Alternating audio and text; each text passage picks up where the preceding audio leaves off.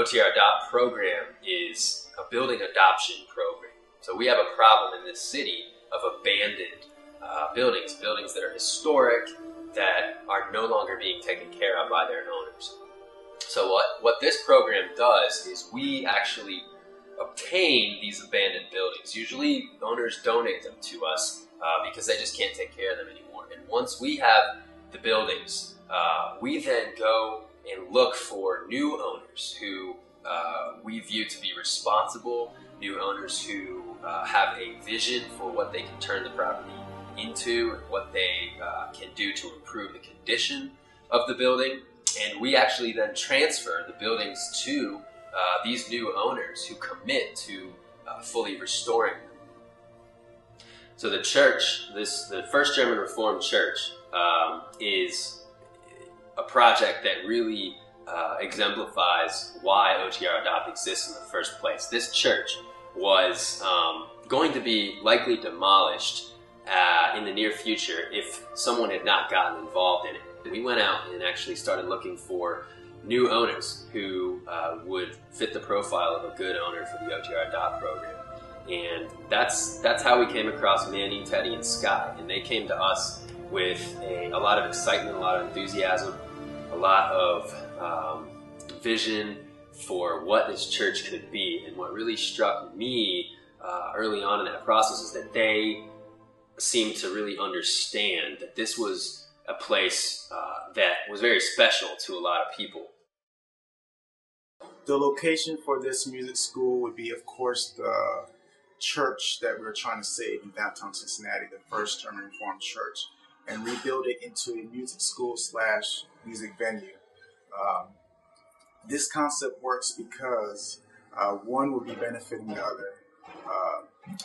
By day, it would be a music school serving the children of our community, and by night, it would be a music venue that would be generating funds for the music school, just like Goodwill generates funds for their cause. The First German Reformed Church is a project that really exemplifies why OTR Adopt exists in the first place. This church was going to be likely demolished in the near future if someone had not gotten involved in it. And we chose to get involved with this project because we were looking at the city possibly tearing this building down at a cost of $100,000 or more to the taxpayers, and that, not only would have been a huge shame to pay for that, but we would have lost an iconic building built by German immigrants 150 years ago. So the way that we first got involved with this church project is actually there was a newspaper article, a story done by the Inquirer, that identified the church as possibly in danger of being demolished. And of course, it's this massive, imposing, very visible stone structure, very beautiful stone structure. And the Inquirer chose to do a story on it. And a few months later, an individual actually emailed me and asked if our organization would be able to do something to help to save this church. And that was really the spark. That was really a spark where it kind of dawned on me that, if someone doesn't act to do something about this, it's really not looking good, and the wrecking ball could be looming before we know it. We have a ancient, dilapidated church building that we are trying to turn into a new music venue and restaurant facility. We're going to start, the whole basic concept is to bring it up to code so that we can use the great space that is existing.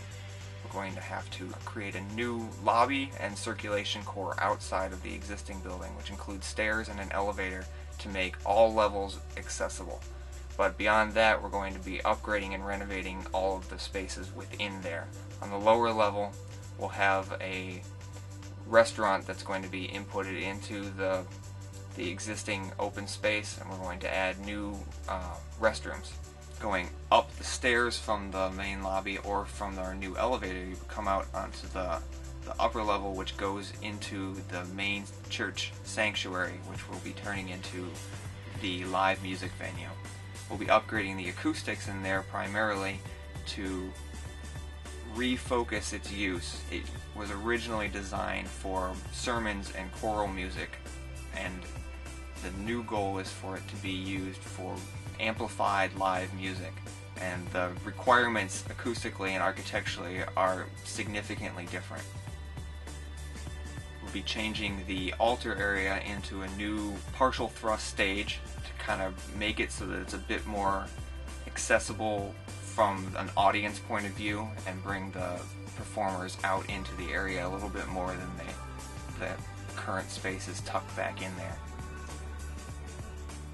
I always look for a project for this historic preservation studio that will deal with an historic building in need and will make some contribution to the city of Cincinnati, to its historic building stock, and to its neighborhood. And after visiting with Manny and talking about his organization, Music Inc., and the church, which they would like to use as a music and rock and roll venue, I think this studio is a perfect fit for this project. I think it will give the students a great experience dealing with a wonderful, significant Victorian Gothic Revival church building that needs help and needs attention, and Music Inc.'s program of using it as a performance venue, a school with associated functions such as a restaurant, addressing a younger crowd, which is going to excite the students even more. The fact that they would be the patrons of this building, I think would make a real contribution. It will be exciting for the students. It will make a contribution to the historic building.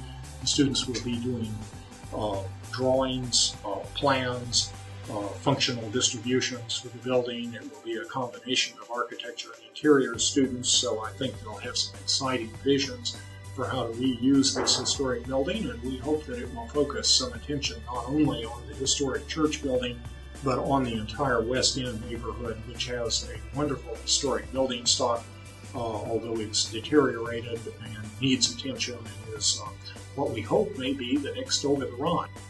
I believe that Music Inc.'s mission to use the West End Church for a new function to provide a safe and secure location for kids to go as an after-school activity would really do a lot for the West End community. Statistics show that children with an adequate and performing venue for after-school activities can increase their likelihood of going to college almost 3 times. I think that would do a lot for children in the inter-school community that might be served well with this sort of location for them to go and pursue their special interests in creative outlets. And I also believe that by providing this as a resource for the community, not only children, but families and neighbors and local businesses will really benefit by having this as a safe place for people to go to and this beacon within the community. Music Inc. is a non-traditional music school. What we mean by non-traditional is that we will not be teaching regular music that we would learn in school. We will be teaching the kids rock and roll. Essentially, they'll be learning music from Led Zeppelin, Jimi Hendrix, AC/DC, and actually truly trying to be rock stars. The uniqueness of the program at the Church of Rock and Roll is based on the fact that 1, it's free, and 2, you're getting quality instruction from students at the CCM College at the University of Cincinnati. And the university has a conservatory of music, which is it's hard for other colleges to say that. These students actually study music on a daily basis. They're not just some musicians that just play once or twice, maybe on the weekends, in some rock cover band. These are students that study music theory, they study music history, they have lessons with professors on a weekly basis. And these are students that are just basically volunteering their time for credit, for just the credits of their credit hours in school.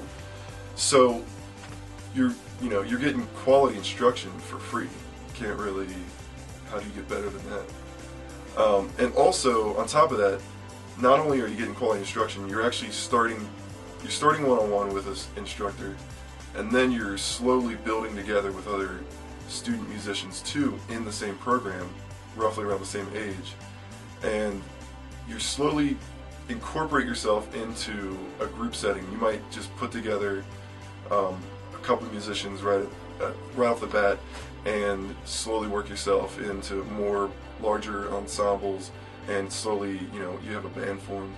And we even teach performance etiquette too. What it's like to dress and how to look on stage, whether it's what you're wearing or looking at the audience and what kind of cool moves you've got, all that good stuff. But I wish I had this opportunity when I was growing up. I just took lessons. What I had was great, but this is on top of that. This is incredible. I wish I had the same opportunity when I was growing up. So.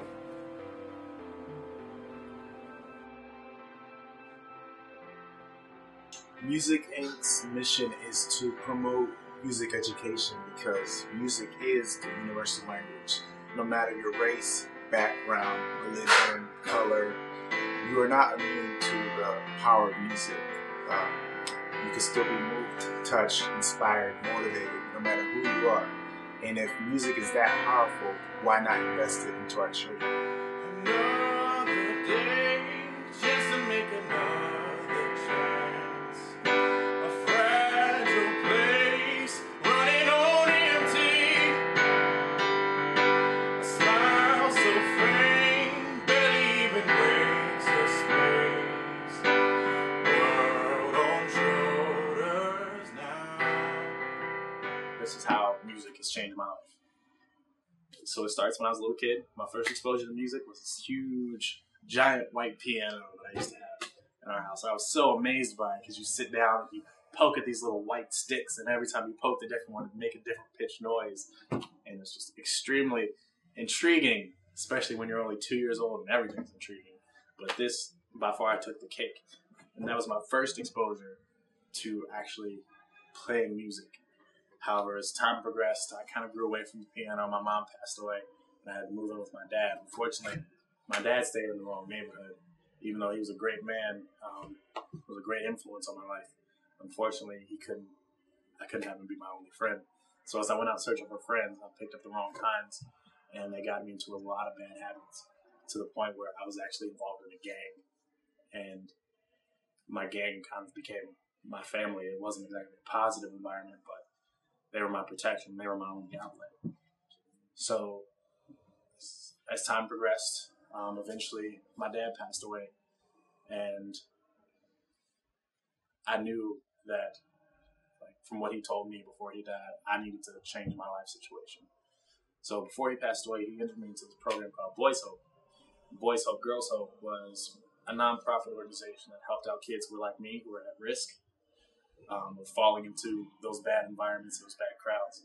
So in this program, they saw that I was really hurting. I was really torn apart. I mean, I had no mother, no father, not really any family, and the only friends I knew had only been the kinds that hurt me. So what Boys Hope did was they tried to help me find a creative outlet, and through that, they helped me discover musical theater. Now, I was the guy who played football and soccer and all the sports and stuff when I was in high school and when I was in junior high. So musical theater was a bit of a change. I'd show up to my audition, everybody here's singing, doing warm-ups, and I'm sitting here dressed like a little thug with my baseball cap on and my hoodie on, just mean mugging.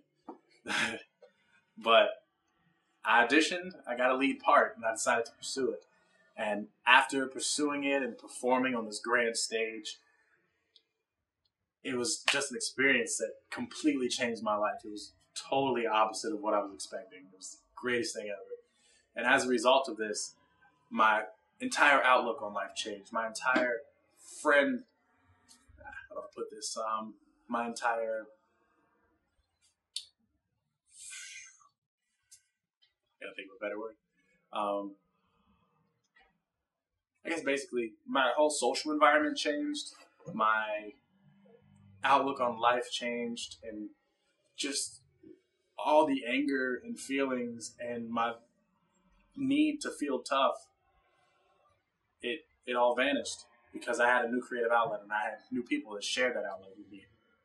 And as of today, music has become truly an essential part of my life.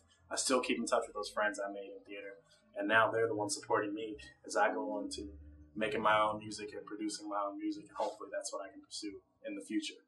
So, in short, that's how music has helped me change my life.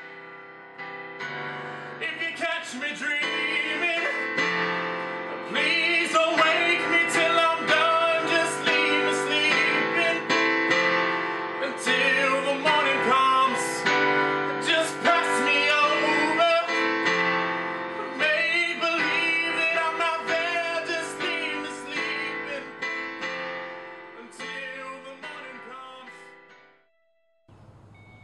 we have the ability to influence and inspire maybe thousands of kids in Cincinnati, kids that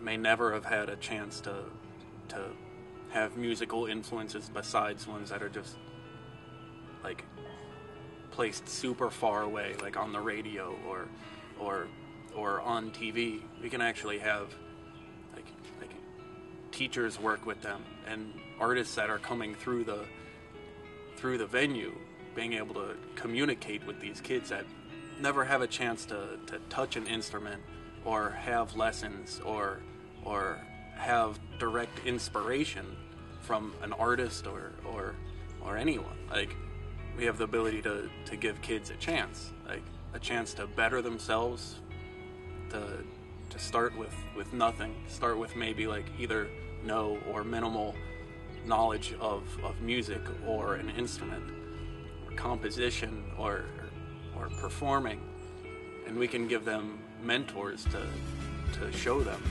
how to become better in all these ways. And like, very few of these kids that we would influence like would pursue an entire music path in life, but giving kids a chance to better themselves in any way makes them believe that they can better themselves overall.